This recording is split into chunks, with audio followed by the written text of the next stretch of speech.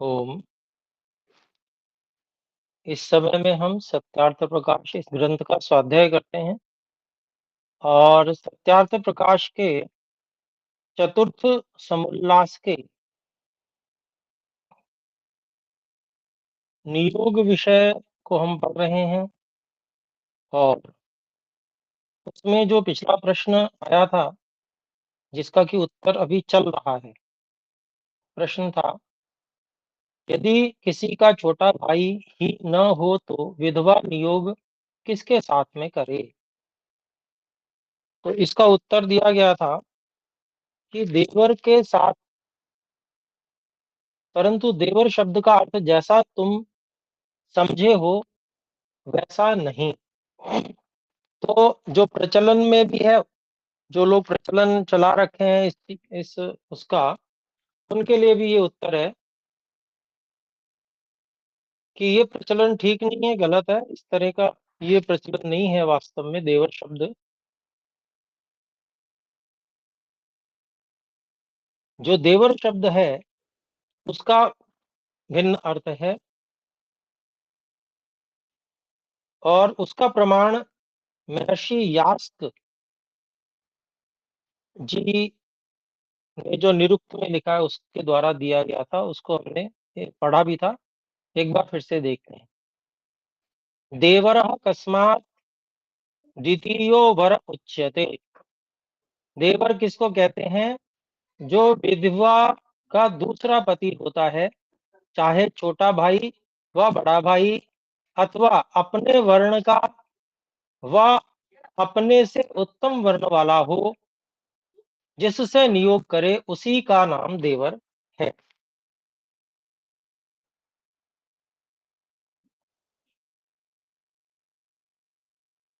तो यहाँ पर जो है एक मंत्र जो पीछे दिया गया था,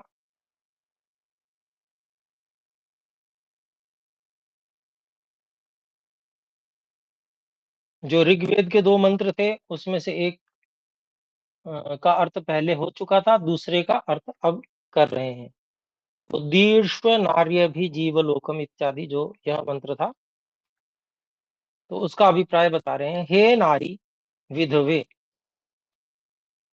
तू एतम गता सुम, इस मरे हुए पति की आशा को छोड़ के शेषे, बाकी पुरुषों में से अभी जीवलोकम, जीते हुए दूसरे पति को उपयहि प्राप्त हो, और उदीर्ष्व, इस बात का विचार और निश्चय रख कि जो हस्तग्राभस्य दीर्घो, तुझ विधवा के पुनः पाणी ग्रहण करने वाले नियुक्त पति के संबंध के लिए नियोग होगा, तो इदम, यह जनित्वम, जना हुआ बालक उसी नियुक्त प्रत्यु पति का होगा, और जो तू अपने लिए नियोग करेगी तो यह संतान तब तेरा होगा। ऐसे निश्चय युक्त अभिसंभूत हो, और नियुक्त पुरुष भी इसी नियम का पालन करे। और एक और मंत्र का प्रमाण यहाँ दे रहे हैं, अथर्ववेद के मंत्र का। ओम अदे भृग्न्यपतिघ्नि हैधिं शिवा पशुभ्यः सूयमो सुवर्चाः प्रजावतीभिरसूर्ध्वे कामास्यो नेममग्निं गार्हपत्यं सपर्य।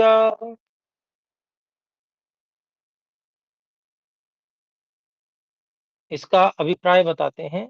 हे अपतिज्ञ देववृग्नि, पति और देवर को दुख न देने वाली स्त्री, तू इह, इस गृहाश्रम में पशुभ्यः, पशुओं के लिए, शिवा, कल्याण करने हारी, सुयमा, अच्छे प्रकार धर्म नियम में चलने, सुवर्चाह, रूप और सर्वशास्त्र विद्या युक्त, प्रजावती उत्तम पुत्र पौत्रादि से सहित वीरसूह शूरवीर पुत्रों को जनने देवृकामा देवर की कामना करने वाली स्योना और सुख देने हारी पति व देवर को यदि प्राप्त होके इमम इस गार्हपत्यम गृहस्थ संबंधी अग्निम अग्निहोत्र को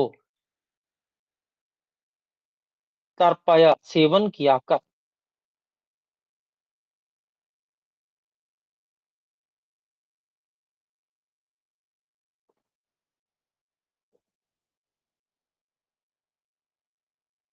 तात्पर्य ये मंत्र में है, यहाँ पर भी उसी वैसा ही अर्थ लेना चाहिए। ठीक है, तो मनुस्मृति में भी जो है उसका प्रमाण यहाँ पर दिया गया है। तामनेन विद्यानेन निजो विंद विंदेत देवरः। जो अक्षत योनि स्त्री विधवा हो जाए तो पति का निज छोटा भाई भी उससे विवाह कर सकता है। प्रश्न, एक स्त्री व पुरुष कितने नियोग कर सकते हैं और विवाहित नियुक्त पतियों का नाम क्या होता है? उत्तर, ऋग्वेद के एक मंत्र का प्रमाण देते हैं। ओम सोमः प्रथमो विविदे गंधर्वो विविद उत्तरः तृतीयो अग्निष्टे पतिस् तुरीयस्ते मनुष्यजाः। हे स्त्री, जो तेरा प्रथम पहला विवाहित पति ही पति तुझको विविदे प्राप्त होता है, उसका नाम सोमः सुकुमारता आदि गुणयुक्त होने से सोम, जो दूसरा नियोग होने से विविदे प्राप्त होता है वह गंधर्व।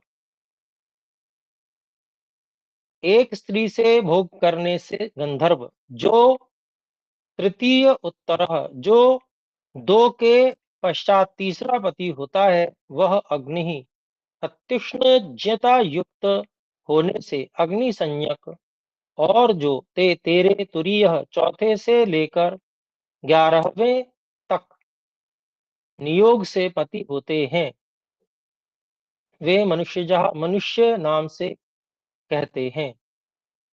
जैसा इमाम त्वम इंद्रम इस मंत्र में 11वें पुरुष तक स्त्री नियोग कर सकती है, वैसे पुरुष भी 11वें स्त्री तक नियोग कर सकता है।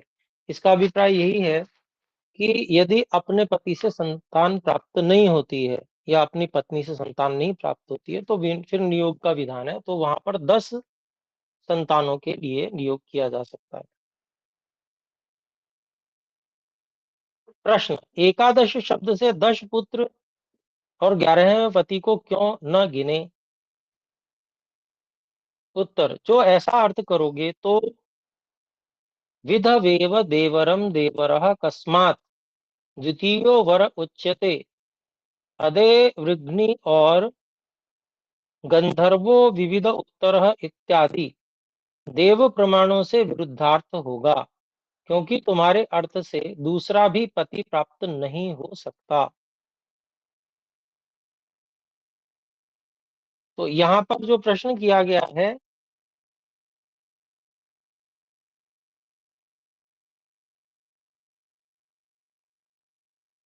वह प्रश्न जो है उसमें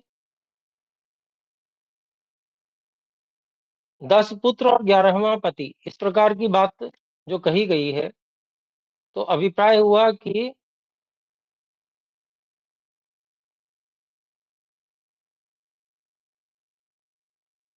एक ही पति रहे हमेशा और संतानें हों अथवा ना हो, तो ऐसी स्थिति में दूसरा भी पति प्राप्त नहीं हो सकता। और जो प्रमाण है उनके अर्थों से भी विरुद्ध बात आ रही है, ऐसा महर्षि जी लिखते हैं। फिर और भी मनुस्मृति के प्रमाण दे रहे हैं। देवराद्वा सपिंडाद्वा स्त्रिया संयंग नियुक्तया प्रज प्रजेत्सिताधिगन्तव्या सन्तानस्य परीक्षये।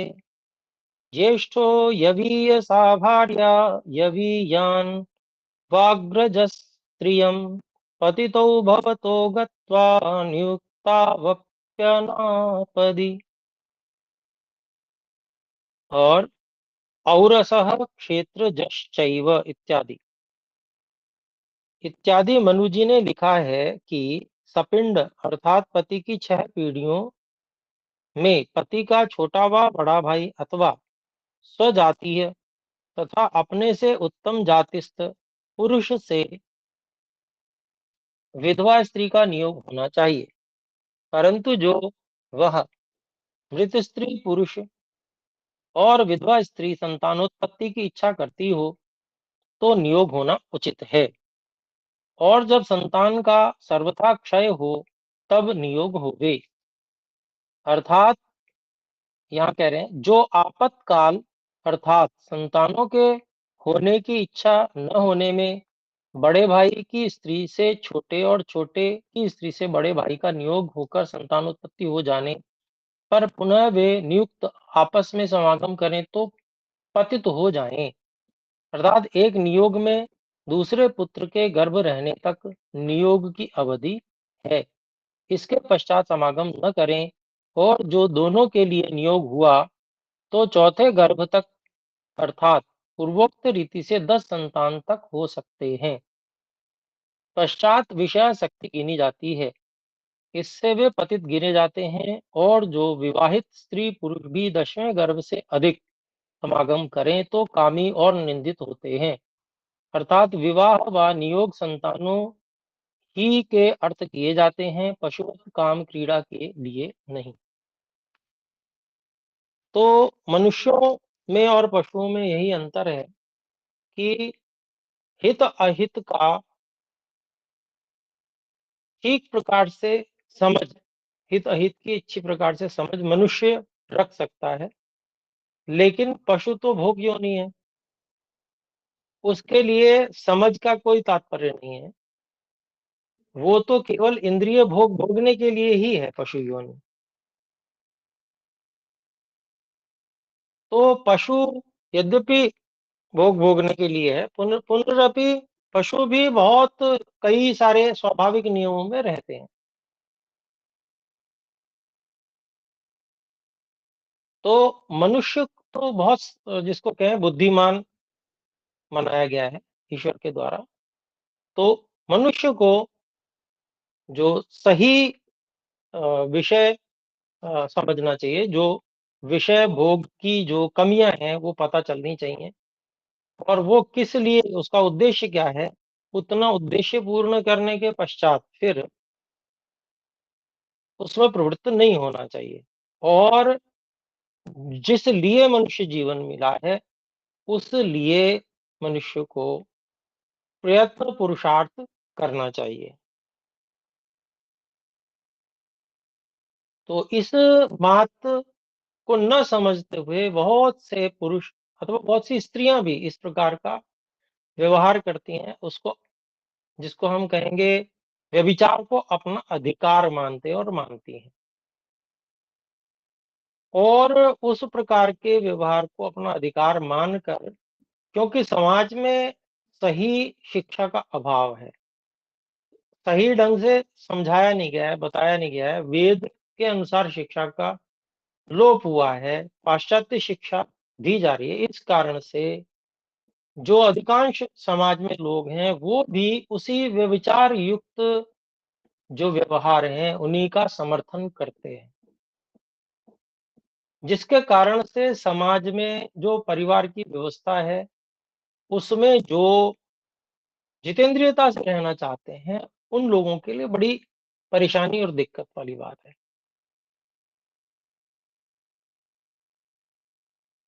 तो इसका समाधान बस यही है कि आस्तिकता का, सच्ची आस्तिकता का और ईश्वर के प्रति विश्वास का, नियम संयम का, विषयों से हानि और जीवन का जो लक्ष्य है, मनुष्य जीवन जिस लिए मिला है उसका अच्छे से प्रचार किया जाए।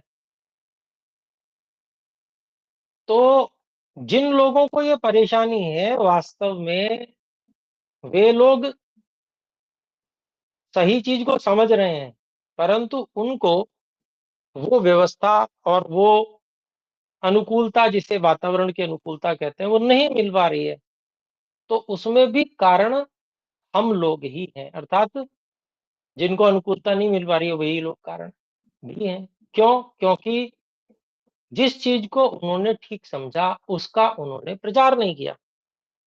और जो पाश्चात्य तरह के लोग हैं, उन्होंने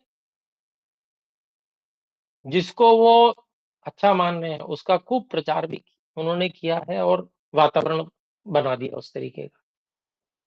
तो इसलिए ये जो कार्य है, ये पुरुषार्थ से सिद्ध करने योग्य है कि अगर हम उत्तम वातावरण चाहते हैं, तो हमें उसका प्रचार करना होगा, हमें जन-जन में वो भाव, जो सच्चे भाव हैं, वो जागृत करने होंगे। तभी हम ठीक प्रकार से रह सकते हैं, नहीं तो वातावरण की अनुकूलता मिलना संभव नहीं है, बहुत कठिन है। तो ये जो एक प्रेरणा यहाँ से आ रही है कि किस प्रकार से और क्या उद्देश्य लेकर संतानों की उत्पत्ति के लिए विधान, नियम ईश्वर ने और ईश्वर के अनुसार, वेदों के अनुसार ऋषियों ने नियम और बनाए हैं। उन नियमों के आधार पर जीवन जिएंगे तो सभी संतुष्ट रहेंगे। संतानें होंगी तो संतानों से भी व्यक्ति व्यस्त होता है। वो भी एक बहुत बड़ा कार्य है, संतानों का पालन करना। तो उसमें जब वो ईमानदारी से, जिसको कहेंगे हम निष्ठापूर्वक, संतानों का उत्तम निर्माण करने का जब व्यक्ति प्रयास करता है, तो उसे फालतू की बातों का समय नहीं होता इधर-उधर का। इधर-उधर ध्यान भी नहीं जाता। बहुत परिश्रम होता है संतानों के निर्माण के लिए। यूँ तो अगर किसी को भी छोड़ दिया जाए तो जी तो कोई भी जाएगा। कम खा के भी जी जाते हैं, भोजन नहीं मिलता, कम मिलता है तब भी बड़ा होता है बच्चा। लेकिन वो उसमें मनुष्यता का निर्माण करना, उसको वेद आदि शास्त्रों का अध्ययन वो उसका हो पाए, उसके लिए प्रयास करना, उसमें उत्तम गुणों का निवेश हो उस बालक में, इसके लिए एड़ी से चोटी तक का जोर लगाना पड़ता है व्यक्ति को। स्वयं उसको पहले वैसा बनना होगा और फिर वो उस संतान को उस प्रकार का बना पाएगा। यदि उसको वेद पढ़ाना है तो पहले स्वयं वेद पढ़ना पड़ेगा। उच्चारण शुद्ध कर उसका अगर हमें चाहिए कि बालक का उच्चारण शुद्ध हो, तो पहले माता को और पिता को अपने उच्चारण शुद्ध करने पड़ेंगे। तब वो सही ढंग से वेद अध्ययन इत्यादि कर पाएंगे। वेद पाठ नहीं आता तो वेद पाठ करना पड़ेगा, तो बच्चे को सुनाते सुनाते बच्चे को वेद अपने आप याद होने लग पड़ेंगे। तो ये सब परिश्रम पुरुषार्थ से बचने के लिए लोग जो हैं उल्टे सीधे काम करते हैं और बच्चों का निर्माण ठीक नहीं कर रहे हैं। ये ज़िम्मेदारी जो परमात्मा ने दी है, उस ज़िम्मेदारी को वो ठीक से नहीं निभा रहे हैं और नहीं निभा रहे हैं, इसके कारण से फिर वातावरण बिगड़ता ही चला जा रहा है। वे संतानें, और क्योंकि जो विषय भोग के प्रति इंद्रियों की गति स्वाभाविक है, तो वो उस ओर उनकी गति हो जाती है और वो वैसे ही बनते चले जाते हैं, समाज का वातावरण फिर वैसा ही बनता जाता है। तो जीवन एक तरह से व्यर्थ चला जा रहा है। तो जीवन को सार्थक बनाने के लिए बहुत पुरुषार्थ की आवश्यकता है। जिन लोगों को जो लोग निष्ठापूर्वक संतान निर्माण का कार्य नहीं करते हैं, उसके कारण से उनके पास में जो निष्ठापूर्वक न करने के कारण से जो समय शेष रहता है, उसमें वो विषय वासना के विषय में सोचते हैं। वास्तव में संतान मिलने पर संतानों का निर्माण हो और उनको गुरुकुल में भेजा जाए, आचार्यों की व्यवस्था की जाए, स्वयं भी आचार्य बने, दूसरों के बच्चों के लिए हम स्वयं आचार्य बने। और हमारे बच्चों के लिए कोई और आचार्य बनेंगे, वहां भी व्यस्तता होगी। तो विषय भोग के लिए अवसर समय नहीं है व्यक्ति के पास में। अगर वो निष्ठापूर्वक कार्य करे तो अध्ययन, वेद अध्ययन, जो भी कार्य अपने ढंग के, जो वैदिक ढंग के, वैदिक दिनचर्या वाले हैं, यदि वास्तव में उनका अनुपालन कोई ठीक से करता है, तो कोई अवसर नहीं है कि व्यक्ति को विषय वासना के लिए कोई अवसर मिल जाए। दिनचर्या का ठीक प्रकार से पालन करे तो, और अपने निष्ठापूर्वक सारे कार्यों को संपन्न करे, तो नहीं अवसर मिल पाएगा। परंतु व्यक्ति में निष्ठा नहीं है, श्रद्धा नहीं है, ईश्वर के प्रति विश्वास नहीं, ऋषियों के निर्देशों का पालन नहीं करना चाहता है, इस कारण से व्यक्ति के अंदर ये सारी समस्याएं आ रही हैं। और उसके कारण से स्वयं भी परेशान है, दुखी है, रोगी है व्यक्ति, और असामर्थ्य भी उसी के कारण से आती है। तो इस प्रकार से जब व्यक्ति सभी नियमों को सही मानकर, जो वास्तव में ऋषियों ने, ईश्वर ने जो उचित नियम वेद में दिए हैं, सही नियम, उन सबको लेकर मानकर जब व्यक्ति चलता है और निष्ठापूर्वक कार्यों को करता है, उसमें आलस्य प्रमाद नहीं करता है, पूरा दम लगाता है कार्यों को सिद्ध करने के लिए, तो निश्चय ही उसकी सामर्थ्य भी बढ़ती चली जाती है, और व्यक्ति सामर्थ्य को बढ़ाकर फिर ईश्वर को भी प्राप्त कर पाता है।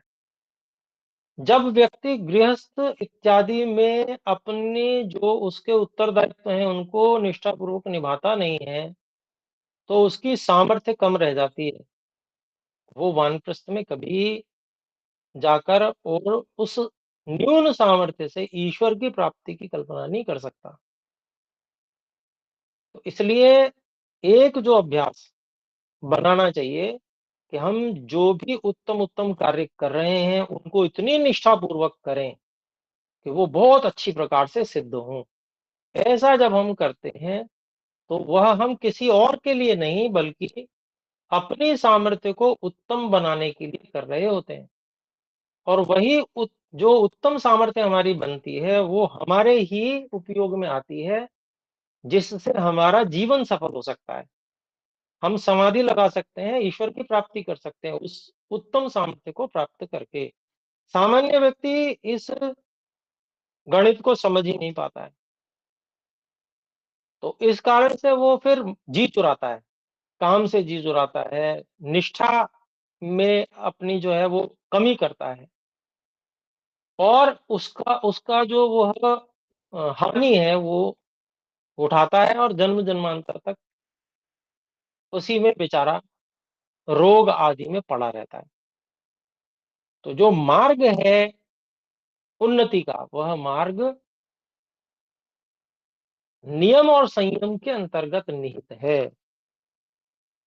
पूर्ण निष्ठा से कार्य करने के अंतर्गत निहित है। इस बात को जो व्यक्ति समझ जाएगा, वो व्यक्ति फिर पूरा बल लगा के उत्तम कार्यों को करता है, और धीरे-धीरे उसकी सामर्थ्य फिर बढ़ती चली जाती है, और इस जन्म में नहीं हो पाई मुक्ति, तो भी अगले जन्मों में उसे बहुत सुंदर शरीर आदि अवसर, माता-पिता आदि जो सुंदर अवसर हैं, विद्वान माता-पिता आदि, ये सब प्राप्त होते हैं, और वो शीघ्रता से, और जैसे ऋषि दयानंद आगे बढ़ गए मुक्ति की ओर, इसी प्रकार से हो सकता है। तो यहाँ पर जो बात कही गई, उसमें पशुवत जीवन जो है, वह आज तो देखने में आता है, सामान्य व्यक्ति का जीवन पशु के समान हो रहा है। केवल अपनी सुख सुविधाएं कुछ एकत्र कर लेना, लेकिन भोग के प्रति ही, भोग को ही सर्वोच्च सर्वोत्कृष्ट मानते रहना, ये पशुवत जीवन ही है। चाहे आप कितने ही अच्छे ढंग से भोग को भोग लो, परंतु होगे रोगी ही, ये तय बात है। सामर्थ्य न्यून होती चली जाएगी, ये तय बात है। और जो व्यक्ति पशुवत न जीकर और ऋषियों के अनुसार, वेदों के अनुसार जीवन जिएगा, वो निश्चय ही बहुत उत्तम जीवन जिएगा, और सामर्थ्य बढ़ाता जाएगा। तो यही बात है कि व्यक्ति को सुख किसमें दिखता है? शारीरिक, मानसिक, आत्मिक सामर्थ्य बढ़ाने में सुख दिखता है या भोग को भोगने में सुख दिखता है? क्योंकि भोग भोगने से तो सामर्थ्य खत्म होती है, समाप्त होती है, रोग बढ़ते हैं। और यदि किसी व्यक्ति की या हम सब की रुचि इसमें जग जाती है कि हमें तो सामर्थ्य बढ़ाते जाना है और उत्तम से उत्तम कार्यों को करना है, सेवा परोपकार के कार्य करने हैं, अपने लिए भी कार्यों को करना है, समाधि भी लगानी है, तो हमारी सामर्थ्य निरंतर बढ़ती चली जाए, इस चीज में जिसकी रुचि हो जाएगी, वो व्यक्ति हमेशा अपने जो भी ईश्वर ने ये सीमित साधन दिए हैं, शरीर आदि, वीर्य आदि, इनका समुचित उपयोग यथावत जहां-जहां केवल बहुत आवश्यक है वहीं पर करेगा। इसको सुख का साधन मानकर कभी भी नहीं चलेगा। और एक और बात इसमें जोड़ना चाहूँगा समझने समझाने की दृष्टि से है कि व्यक्ति का आत्महनन होता है, अगर वह नियमों को भंग करता है। व्यक्ति की व्यक्ति का जो आत्मबल है, उस पे भयंकर चोट पड़ती है, यदि वो नियमों का भंग करता है। आत्मबल गिरता चला जाता है, मानसिक बल गिरता चला जाता है ऐसे व्यक्ति का, जो नियमों को भंग करता है। और समाज में यदि नियम ठीक प्रकार से न बने हुए हों, तो ऐसा व्यक्ति सामाजिक नियमों का ठीक से पालन न कर पाने के कारण से, क्योंकि असंभव भी है, इस प्रकार के नियम बना दिए जाएँ जो संभव ही नहीं है, तो क्या होगा? फिर उन नियमों का जब पालन नहीं कर पाएगा, तो ऐसे समाज के व्यक्ति का जो मनोबल है, वो गिरा रहेगा। तो ऐसे समाज का मनोबल भी जब गिरा रहेगा, तो ऐसा समाज कभी उठ के खड़ा नहीं हो सकता। समाज को गिराने के लिए उन व्यवस्थाओं को नष्ट कर देना जो एक स्वाभाविक हैं और इसी कार्य को अपने समाज में किया गया जिसके कारण से आज समाज का जो बल है, मानसिक बल है वो गिरा हुआ है, मनोबल गिरा हुआ है अपने भारत में। अन्यों की तो बात छोड़िए, लेकिन भारत के लोगों का जो है मानसिक बल इस कारण से गिरा हुआ है, क्योंकि ये जो नियम उचित नियम है, उन नियमों का पालन नहीं हो रहा। उनको बनाया नहीं गया, उनको उनमें दोष देखा जा रहा है, उनको गलत समझा जा रहा है, जबकि वो नियम ठीक है। ये बात अभी पिछली कक्षा में भी आई थी, महर्षि दयानंद सरस्वती जी ने ये बात कही थी। इसमें यहाँ लिखा हुआ है,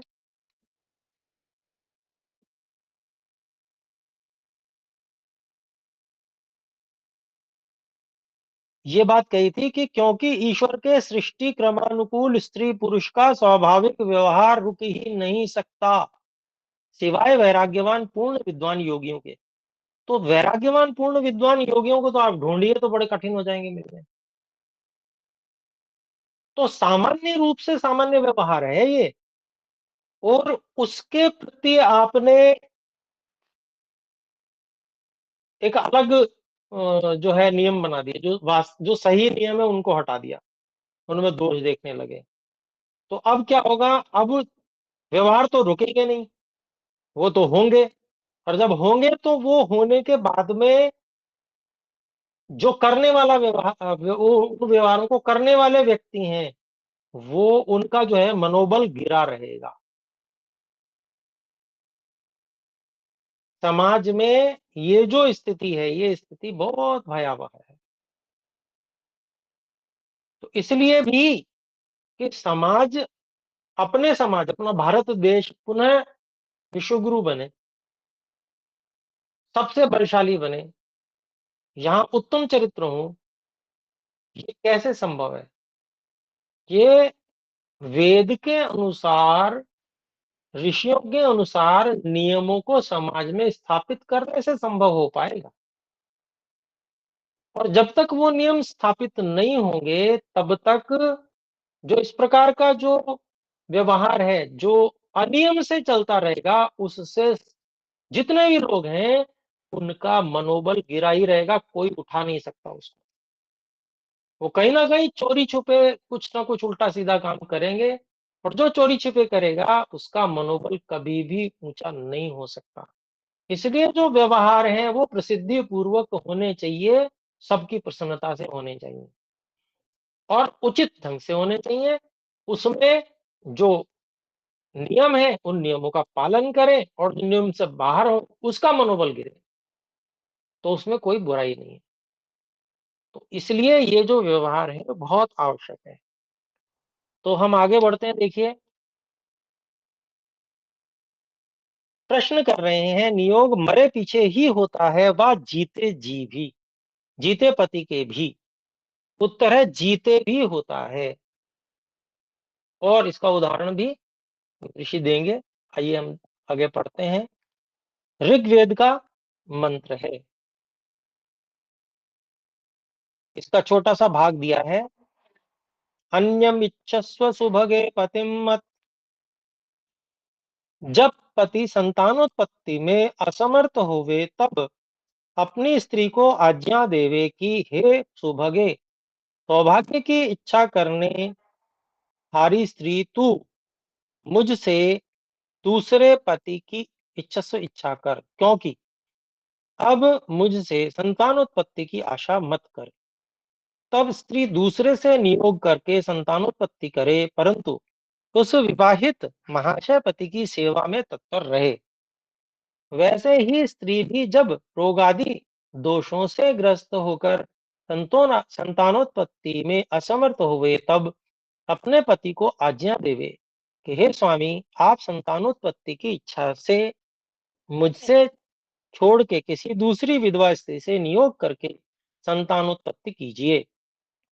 अब देखिए, उदाहरण दे रहे हैं, जैसा कि पांडु राजा की स्त्री कुंती और माद्री आदि ने किया, और जैसा व्यास जी ने चित्रांगद और विचित्रवीर्य के मर जाने के पश्चात उनसे अपने भाइयों की स्त्रियों से नियोग करके अंबिका से धृतराष्ट्र और अंबालिका से पांडु और दासी में विदुर की उत्पत्ति की, इत्यादि इतिहास भी इस बात में प्रमाण है। फिर आगे देखते हैं, देखिए, मनुस्मृति के श्लोक यहाँ पर हैं। प्रेषितो धर्म कार्यार्थम प्रतीक्षोष्टौ नरः समाः, विद्यार्थं षड्यशोऽर्थं वा कामार्थं त्रिंस्तु वत्सरान्। वन्ध्याष्टमे वन्ध्या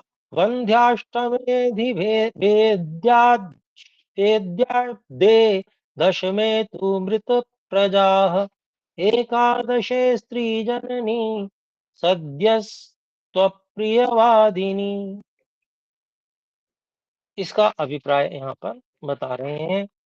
विवाहित स्त्री जो विवाहित पति धर्म के अर्थ परदेश गया हो, तो 8 वर्ष,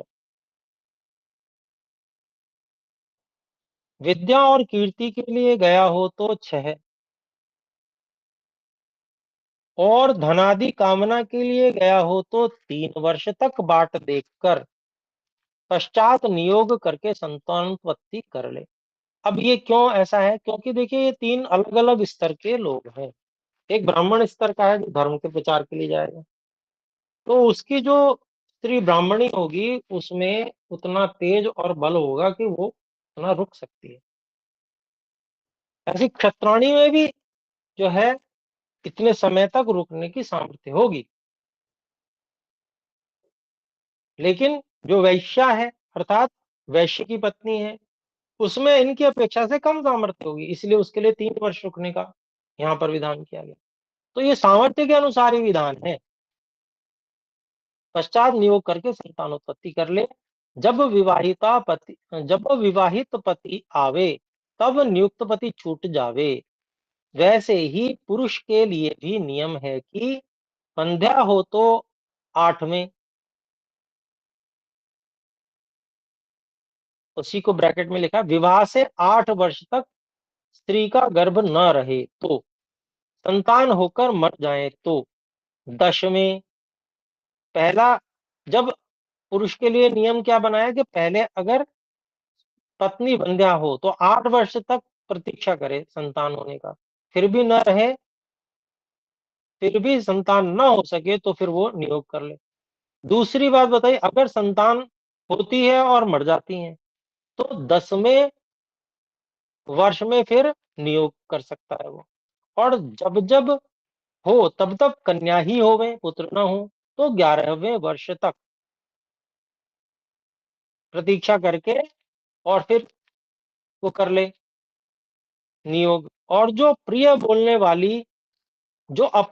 वाली हो तो सद्य उसी स्त्री को छोड़ के दूसरी स्त्री से नियोग करके संतानोत्पत्ति कर लेवे।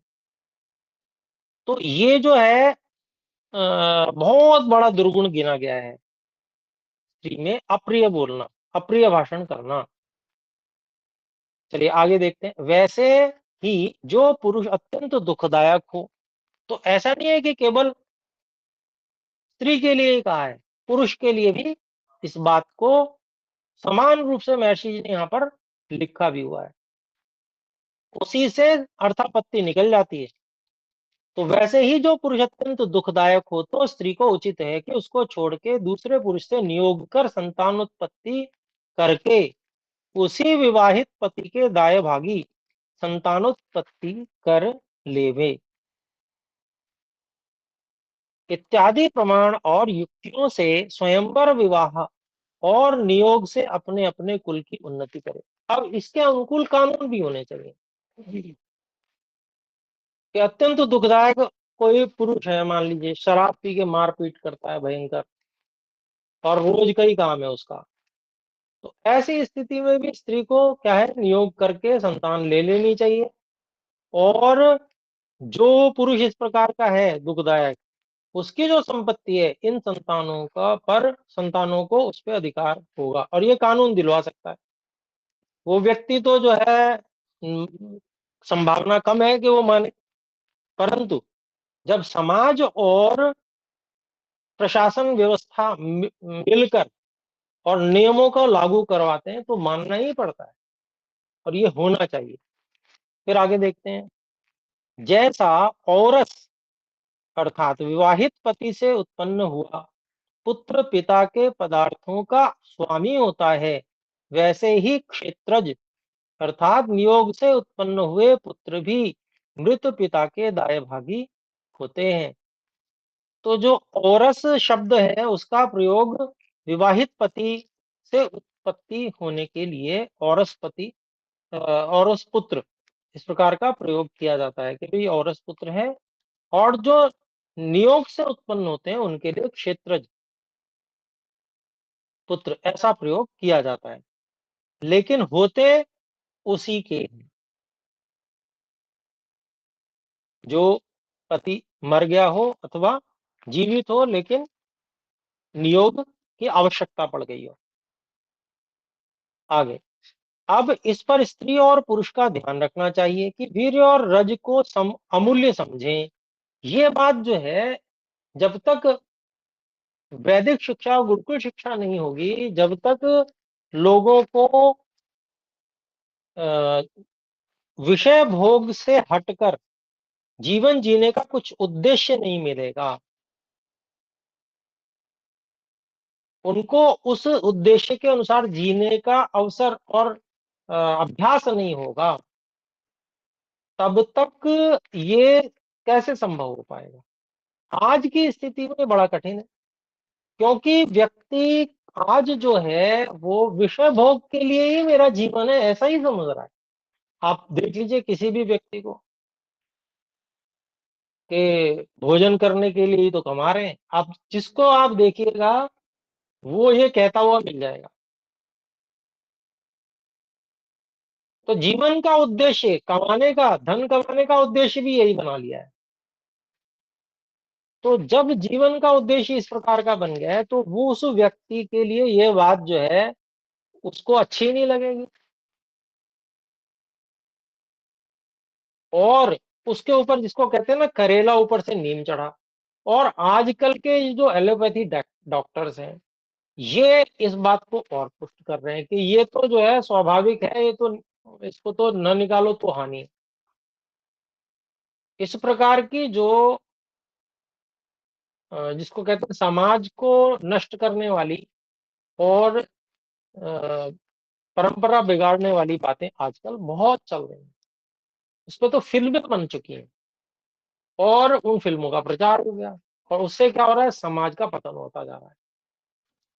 जबकि यहाँ पे क्या कह रहे हैं ऋषि, देखिए, अब इस पर स्त्री और पुरुष को ध्यान रखना चाहिए कि वीर और रज को अमूल्य समझें। जो कोई इस अमूल्य पदार्थ को परस्त्री वैश्या या दुष्ट पुरुषों के संग में खोते हैं, वे महामूर्ख होते हैं। क्योंकि किसान व माली मूर्ख होकर भी अपने खेत व वाटिका के बिना अन्यत्र बीज नहीं बोते। बहुत महत्वपूर्ण बात है कि जब व्यक्ति ऐसा कर रहा होता है, अपने बीज को इधर उधर बिखेर रहा होता है, तो ऐसा समझ लो कि वो व्यक्ति उस समय उन्माद की स्थिति में, वो पागल हो चुका है, वो होश में नहीं है। अन्यथा अगर वो होश में हो तो कभी भी ऐसा न करे। क्योंकि उसका उदाहरण यहां पर दिया, क्योंकि किसान व माली मूर्ख होकर भी, अर्थात कम पढ़े लिखे होते हैं, मान लीजिए उस अपना कार्य करते हैं पर पढ़ लिख नहीं पाते हैं, मजदूरी कर रहे हैं, इस प्रकार के लोग अविद्वान है, लेकिन फिर भी अपने खेत व वाटिका के बिना अन्यत्र बीज नहीं बोते हैं। जो कि साधारण बीज और मूर्ख का ऐसा वर्तमान है। साधारण बीज होता है उनका, उनके पास में, और ऐसा भी नहीं करते कि वो नाली में बिखेरते चले जा रहे हैं, अपने बीज को बड़ा संभाल के रखते हैं, ऐसा माली। और जो साधारण बीज, अर्थात उनका कोई बहुत विशेष बचाया हुआ कि भाई, होते हैं ना बड़े महंगे बिकते हैं, बड़े अच्छे अच्छे बीज होते हैं जो, तो उनका तो सामान्य बीज है, और विद्यावान भी नहीं है, वो विद्वान भी नहीं है। जब उनका ऐसा वर्तमान है, अर्थात वो इस प्रकार का उत्तम व्यवहार कर रहे हैं, तो जो सर्वोत्तम मनुष्य शरीर रूप वृक्ष के बीज को कुक्षेत्र में खोता है, वह महामूर्ख कहता है, क्योंकि उसका फल उसको नहीं मिलता। और एक और बात, ये तो चलिए बात उसकी है कि चलो उसको फल नहीं मिले तो किसी और को तो मिले, परंतु यहाँ तो स्थिति अब बिगड़ती इतनी जा रही है कि फल किसी को ही नहीं मिल रहा। अर्थात क्षेत्र में बीज डाला और उसे नाली में बहा दिया, ये स्थिति हो रही है। गर्भ ठहरने के बाद भी गर्भ का नाश कर रहे हैं लोग।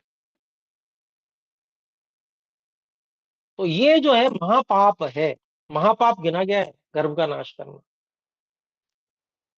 तो ये जो आजकल महापाप है, उसी के फल भोग रहे हैं, फिर संतानें होती नहीं है। फिर आगे कहते हैं, देखिए, क्योंकि उसका फल उसको नहीं मिलता, और आत्मा वही जायते पुत्र। शतपथ ब्राह्मण या ब्राह्मण ग्रंथों का वचन है।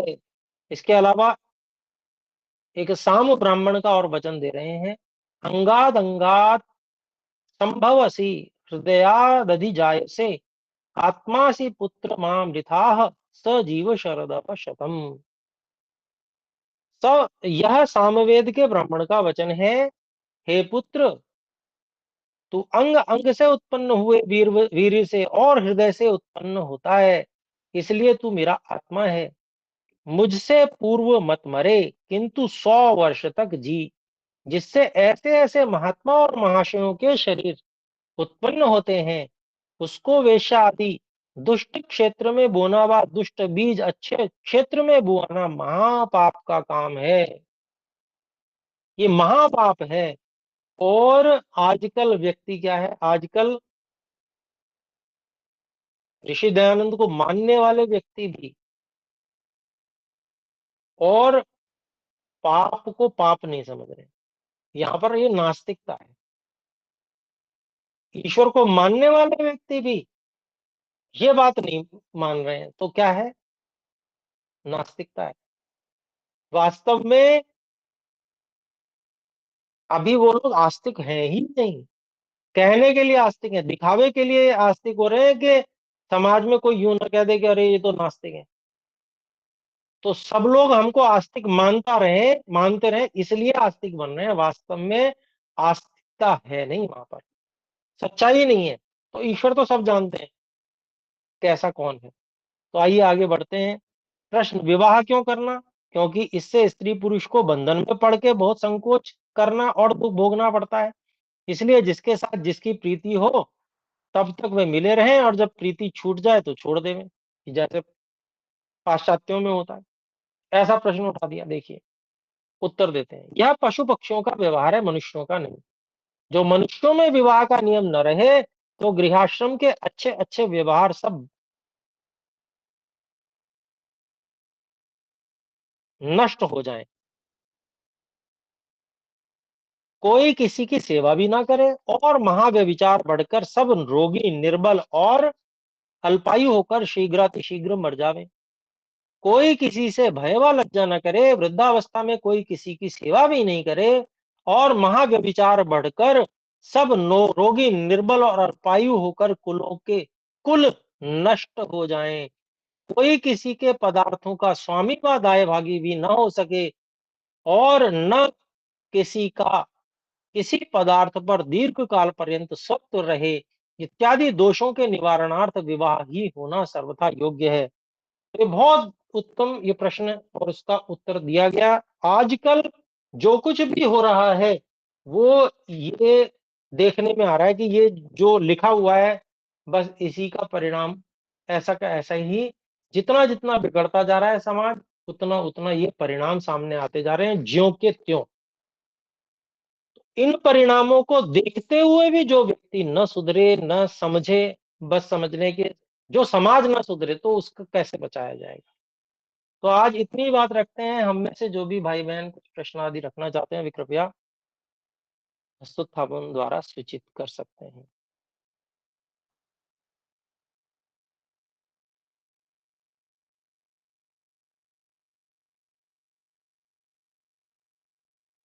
पिछली कक्षा में काफी चर्चा हो गई थी, तो मैं समझता हूँ कि किसी को आज कोई शंका नहीं रही होगी। पिछली बार एक बात आई थी कि जी वो जो संतानें हुई थी, जैसे उदाहरण यहाँ पर आया था पांडु इत्यादि का, पांडु पुत्र और व्यास जी से, तो उनकी भी रोगी हुई थी इत्यादि। तो ये इस बात का प्रमाण नहीं है कि ऐसा नहीं होना चाहिए। ऐसा कह के कोई ये नहीं सिद्ध कर सकता, क्योंकि जो पांडुपुत्र युधिष्ठिर हैं सभी बलवान थे, एक से एक योद्धा थे। तो कहीं ऐसा कोई कहीं कमी हो भी सकती है, तो इसका मतलब ये नहीं है कि जो सही परंपरा है उसको गलत सिद्ध करना चाहिए। तो ये सब देखकर, ध्यान देकर सब कार्य करने के योग्य होते हैं। तो अभी जो हाथ खड़े किए गए हैं उनमें से मैं निवेदन करूंगा, भाई हिमांशु जी अगर उपस्थित हैं तो एक एक करके नाम लें और वे अपनी बात रख सकते ओ जी, धन्यवाद गुरु जी। बहन स्मृति जी अपनी बात रख सकती हैं। जी, जी, सभी को सादर नमस्ते। अभी आचार्य जी ने कहा कि जैसे अगर बेबी नहीं हो रहा, तो लड़की को दूसरे की हेल्प लेनी चाहिए। और जो उन मॉनेटरी टर्म्स में जो असली पति है, उससे मॉनेटरी टर्म्स में अपब्रिंगिंग करनी चाहिए। तो मेरा यहाँ पे प्रश्न है मॉनेटरी टर्म्स में अपब्रिंगिंग तो हो जाएगी, पर जैसे जो गलत सिद्धांत या प्रिंसिपल या जो एनवायरनमेंट में चल रहा होता है, फिर बच्चों के अंदर वो सिद्धांत जाते हैं। तो उससे एक माँ कैसे प्रोटेक्ट करे? क्योंकि बहुत प्रयास के बाद भी कुछ चीज़ें तो जाती ही हैं। तो यहाँ पे एक बार थोड़ा दृष्टि डालें तो। जी, धन्यवाद। अच्छा प्रश्न किया है आपने। देखिए, ये प्रसिद्ध करने वाली बात है, क्योंकि ये सब व्यवहार होते हैं वो छुपे ही होते हैं। कोई व्यक्ति स्वयं उसको उजागर करेगा, तो वो उजागर होंगे, अन्यथा नहीं होंगे। तो कोई आवश्यक नहीं है कि उसको उजागर किया जाए कि ऐसा ही ये इतिहास में लिखना है कि ऐसा-ऐसा हुआ था। तो अगर सबकी सहमति है, तो संतान ले लें और बहुत ज़्यादा उसका ढिढोरा पीटने की आवश्यकता भी नहीं है। और जो वर्तमान पति है, वो अपनी संतान उसको माने, उसकी सहमति से संतान ली जा रही है। तो और वैसे भी होता ही है और वो अपना नाम उसको देगा ही, पिता। जी, आचार्य जी, जी, ये सब ठीक है। जैसे लेने के बाद जब हम बच्चे को अपब्रिंग करते हैं, आपने कहा था कि वो मार-कूट में अगर पति है, तो मार-कूट में और फिर वह पत्नी उससे बच्चा नहीं करना चाहती, तो वो बाहर से कर ले। क्योंकि वो मार-कूट में है और वो गलत सिद्धांतों में है। तो फिर जैसे अगर वो उन्होंने बच्चा ले लिया, बच्चा बढ़ रहा है, तो वो देख रहा है कि घर पे मार-कूट या चल रही है या कुछ भी गलत सिद्धांत चल रहा है, शराब या सिगरेट या कुछ भी। तो वो वाले ही सिद्धांत बच्चों में आते हैं, क्योंकि वो प्रश्न पूछते हैं कि ये ऐसे क्यों हो रहा है, वो क्यों हो रहा है, वो ये जी, क्यों जी, कर रहे हैं? समझ गया मैं। जी, देखिए, ऐसे जो पति हैं अथवा पत्नी है, उनसे दूर हो जाने के लिए भी विधान है, कि उनसे दूर रहें। नाम उसी का चलेगा, लेकिन दूर रह सकते हैं। और उसके जो दाएँ-भाग है, अर्थात संपत्ति पे अधिकार वो बना रहेगा ज्यों का त्यों, देना पड़ेगा वो। ठीक है जी? स्त्री के लिए भी है, पुरुष के लिए भी है। जो अप्रिय भाषिणी स्त्री है, उसको भी दूर किया जा सकता है। और जो अप्रिय आचरण करने वाला पति है, उसको भी दूर किया जा सकता है। आवश्यक नहीं है कि भई उसी के साथ रहना है, संतानों के ऊपर अगर गलत संस्कार जाते हैं। और दूसरी बात ये कि एक समय के बाद में बच्चे को फिर गुरुकुल भेजना चाहिए। माता-पिता की सामर्थ्य नहीं है कि वो हमेशा के लिए उसको उत्तम संस्कार हमेशा दे सकें। आजकल वो गलत परंपरा पड़ी हुई है, लेकिन अवसर हैं ऐसे कि जो उत्तम संस्कार दिए जा सकते हैं, बच्चे को गुरुकुल भेजें, ये भी आवश्यक है। ठीक है जी? जी, अगले रौनक कुमार जी अपनी बात रख सकते हैं। जी, नमस्ते सर जी। जी, नमस्ते। मेरा प्रश्न है ना कि पांडु के पुत्र के विषय में तो जो सुन रखे हैं कि वो वरदान के तौर पर आए हुए थे, तो ये वरदान वाला बात सही है या फिर नियोग वाला बात सही हो सकती है? वो फैला दी गई है जी, वो गलत है। नियोग सही हुए थे। जी, और दूसरा प्रश्न, मुझे धृतराष्ट्र और जो गांधारी के जो पुत्र थे, क्या ये नियोग द्वारा या फिर अपने या फिर वरदान द्वारा, ये क्या है, इस पर कोई रोशनी डाल सकते हैं आप? जी, आपने प्रश्न किया जो धृतराष्ट्र जी और विदुर जी और पांडु हुए थे, इनके बारे में पूछ रहे हैं आप? नहीं, धृतराष्ट्र और गांधारी के जो पुत्र 100 पुत्र थे, जी, जी, जी। उस पर तो मुझे विश्वास ही नहीं हो रहा है। महाभारत हमने पूरा पढ़ा नहीं है ठीक से, पर जो टीवी में दिखाता है उस पर से ही हम आपसे प्रश्न कर रहे हैं। क्या जो उसमें बताया गया है कि ये वरदान से ही गांधारी को 100 पुत्र प्राप्त हुए हैं, इस पर क्या आप कुछ रोशनी डाल सकते हैं? जी, देखिए, वरदान क्या होता है कि जो संभव होता है उसी के लिए वर दिया जाता है और उसके लिए जो आवश्यक प्रक्रिया होती है वो की जाती है। तो वो जो प्रक्रिया होगी, जो संभव उस समय का विज्ञान जो होगा, अभी तो उस प्रकार का विज्ञान प्रचलित नहीं है। तो उस समय का विज्ञान उस समय लागू किया गया होगा ऋषि व्यास जी के द्वारा। तो मैं समझता हूँ कि विज्ञान और संभव है, होता ही है, तो कुछ ना कुछ रहा होगा। हम ये ठीक नहीं कह सकते कि क्या हुआ होगा, क्योंकि पूरा ठीक से इतिहास उपलब्ध नहीं है। जैसा जी होना चाहिए वैसा उपलब्ध नहीं है। तो ये हम मान सकते हैं क्योंकि विज्ञान से कोई चीज संभव है, वो हो सकती है, हुई होगी। ठीक है जी। जी ये जो गांधारी के जो 100 पुत्र थे, ये व्यास जी का वरदान था या फिर ईश्वर वरदान था? और ये वरदान तो छोड़िए, ये गांधारी जी जो थे उसका गर्भपुत्र एक भी नहीं थे क्या? जी देखिए, कथानक जो आता है उसके अनुसार तो सभी गांधारी के गर्भ से ही हुए थे, और जो रजवीर्य सम्मिलित होने के पश्चात जो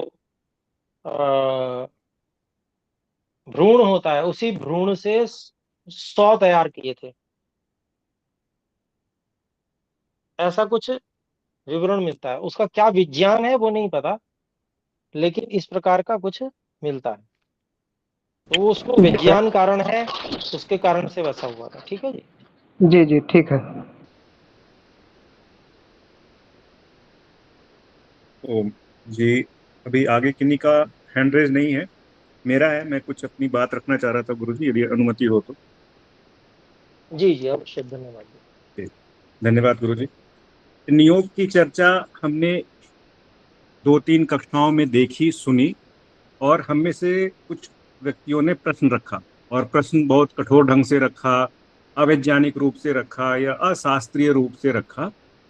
मैं इसमें अपनी एक बात कहना चाहूंगा, रखना चाहूंगा, यदि मैं गलत हूं तो गुरुजी मार्गदर्शन करेंगे, कि ये परंपरा, ये बात, ये पद्धति ऋषि की है, जो वेदानुकूल है। उसके अनुसार सभी वेदों को, शास्त्रों को पढ़ने के बाद महर्षि ने हमें उस शास्त्र से बताया। और इसको बताने के पहले क्या बताया? पठन पाठन विधि। क्या हम में से कितने लोग उस पठन पाठन विधि से शिक्षा को ग्रहण किए हुए हैं या ग्रहण करने के लिए प्रयासरत है? या हम चूक गए तो क्या हम अपने बच्चे को करवा रहे हैं? पहली बात। यदि नहीं, तो आप उस पर प्रश्न चिन्ह लगाने के मेरे अनुसार आप योग्य नहीं है। दूसरी बात, यह एक समाज के लिए है। किस समाज के लिए? जहां पे ब्राह्मण, क्षत्रिय, वैश्य और शूद्र हैं। पूरे भारत में आप बताएं, किसको आप ब्राह्मण की संज्ञा दे पाएंगे? चारों वेदों का ज्ञाता कौन है आज जिसने पूरे का पूरा जो है उसको उस अनुसार पढ़ रखा हो? तो एक व्यक्ति नहीं है। तो हम और आप इतने पापी हैं कि हम उस समाज से इतने दूर हैं कि हम उस समाज का हिस्सा भी नहीं है, जिस पवित्र समाज की यहाँ बात हो रही है, जहां पर कि विवाह और संतान उत्पत्ति के लिए ही सिर्फ पुरुष और स्त्री समागम करते हैं, जहां पर वो विवाह हो, जहां पे उस धर्म और उस जितेंद्रिय का पालन हो कि संतानोत्पत्ति जो है समाज को एक उत्तम संतान देने के लिए किया जाए। तो क्या हम में से, देखिए धीरज बंसल जी निकल गए क्योंकि उनको पता चल गया कि बात उन पे हो रही है। क्योंकि जब पता हो कि हम जो हैं, क्या हम में से कोई या आप किसी को जानते हो जो विवाह जो है, विवाह को वो उस तरह से चला रहे हो कि जो सिर्फ संतानोत्पत्ति के लिए, जहां पुरुष और स्त्री का समागम होता हो? तो जब वो ही नहीं है, जब बेसिक क्राइटेरिया नहीं है, तो आप नियोग को जब अपने आप पे, अपने समाज पे, अपने पति, अपने पत्नी, अपने भावी देवर, रिश्तेदारों पे देखेंगे तो आपको सिर्फ त्रुटि दिखाई देगी, क्योंकि वो योग्यता नहीं है, क्योंकि वो जिस समाज के लिए, जिस व्यक्ति के लिए बताई गई वो नहीं है। तो हमें पहले ये समझना है कि किस समाज के लिए यह बात है। क्या हम उस योग्य भी हैं? क्या हम, वो जितेंद्रियता है हम में कि जब हम समझ सकें कि जब मैं अपने पत्नी के साथ समागम नहीं कर रहा हूं क्योंकि मुझे संतान नहीं चाहिए, तो फिर नियोग की बात कहां से आ गई? तो अगर व्यक्ति वहां पर है जहां पर कि उद्देश्य विवाह का ये हो कि हमें संतान को, एक समाज को एक अच्छा संतान देना है, क्योंकि मैं वैसा जितेंद्रिय हूं, मेरी पत्नी वैसी जितेंद्रिय है, तो मैं समाज को एक उत्तम संतान दे पाऊंगा। यदि एक सन्यासी है और एक यहाँ पर एक कोई कन्या है, तो इनके समागम से एक उत्तम संतान मैं भारत को दे पाऊंगा, जो समाज को, राष्ट्र को बहुत ऊपर लेकर के जाएगा। वहां पर नियोग की आवश्यकता होती है। आप स्वयं पे घटा रहे हैं, आप में वो योग्यता है नहीं। अब आपको मैं फाइटर में बैठा दूं कि आप बोले कि नहीं मैं तो वीडियो गेम खेलता हूँ, मैं फाइटर प्लेन चलाऊंगा, फाइटर जैसे ही जी से 2G पे जाएगा आपका शरीर फट जाएगा। तो आप उसको नहीं समझ सक पा रहे हैं। और जब नहीं समझ पा रहे हो तो हमें थोड़ी शांति बरतनी चाहिए, उसको समझना चाहिए। सीधे प्रश्न उठाना, आप प्रश्न ये उठा सकते हैं कि इसमें जो ये बात लिखी हुई है वो कैसे सही है, वो कैसे, इसको कैसे समझेंगे, इसको कैसे करेंगे। ये प्रश्न है कि ये क्यों लिख दिया, इससे गलत हो जाएगा, उससे वो गलत हो जाएगा, ये उचित नहीं। तो मुझे लगा कि पिछले कक्षा में मैं नहीं बोल पाया था। यदि मैं कुछ गलत बोला हूं तो गुरुजी मार्गदर्शन करेंगे। और मुझ में अभी वो आचार्य की जो होती है, जैसे अब गुरुजी हैं, मैं उनके चरण का धूल भी नहीं हूं, तो मुझ में उतनी सौम्यता और उतनी वो नहीं है, मैं कुछ कठोर बोला हूँगा। लेकिन मैंने जो बात बोली बहुत विचार करने के बाद बोली है। अगर कुछ त्रुटि है तो गुरुजी कृपया मार्गदर्शन करें। ओम।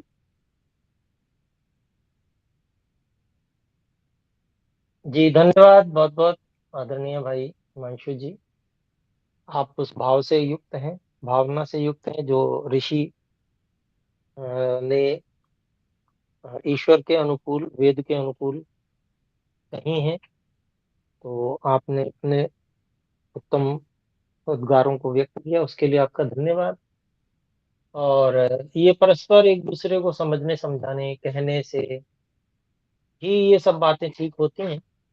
और ठीक है, यहाँ पर जो भी उपस्थित हैं सभी भाई बहन नए ही होंगे, कोई बहुत आचार्य पुराने जी, नहीं होंगे। आचार्य जी, जी बोले। मुझे कुछ पूछना है पर आज के विषय पर नहीं। बहुत सभी कई कक्षाओं में शब्द आता है मोक्ष।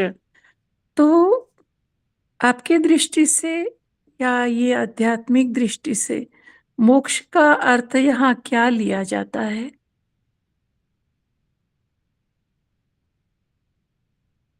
जी ओम, देखिए अभी मोक्ष का विषय आने वाला है। अभी ये 2 समोल्लास छोड़ के ना, एक समोल्लास अच्छा। ये चल रहा है। हाँ, 2-3 समोल्लास, 2 समोल्लास छोड़ के अभी आ जाएगा मोक्ष का विषय, बहुत विस्तार से और बहुत सुंदर विवरण आपको मिलेगा। तो ठीक, कक्षा से जुड़े रहें, आपको सारा मिलेगा यहाँ पर। ठीक ठीक है है जी, जी। ओके, बहुत सुंदर धन्यवाद। विवरण मिलेगा, बहुत अच्छा मिलेगा, बहुत वैज्ञानिक मिलेगा। जी भाई ओके। हिमांशु जी।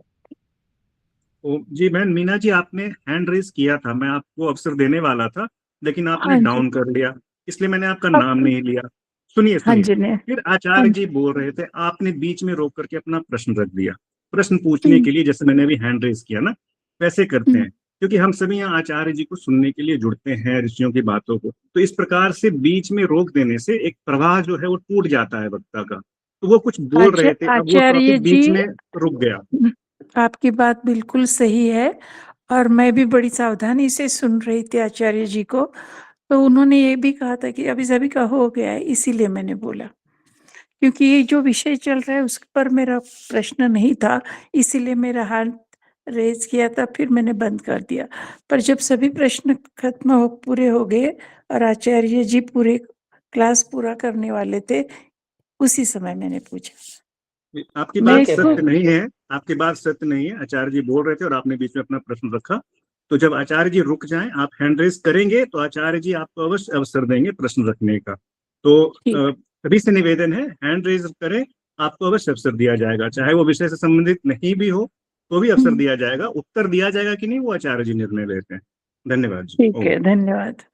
जी कृपया म्यूट कर लें। धन्यवाद जी। तो थोड़ा समय अधिक लग गया इस कक्षा में, और यहाँ पर सभी प्राय करके नए ही भाई बहन हैं। तो ऐसी त्रुटियां सभी से होती रहती हैं, पर त्रुटि को सुधार लेना ये तभी हो पाता है जब हम अपनी त्रुटि को समझ पाते हैं कि हमने त्रुटि क्या की। तो अगर हम समझ पाते हैं तो वो अगली बार नहीं होगी, अन्यथा फिर दोबारा वही त्रुटि होगी। तो ये इस बात पे अपने लोगों को ध्यान देना चाहिए। अगर कोई हमें ये ध्यान दिलाता है कि ऐसी त्रुटि हुई है, तो पीछे जो त्रुटि हुई थी जिस प्रकार की, तो उसके विषय में भी भाई माशू जी ने भी ध्यान दिलाया।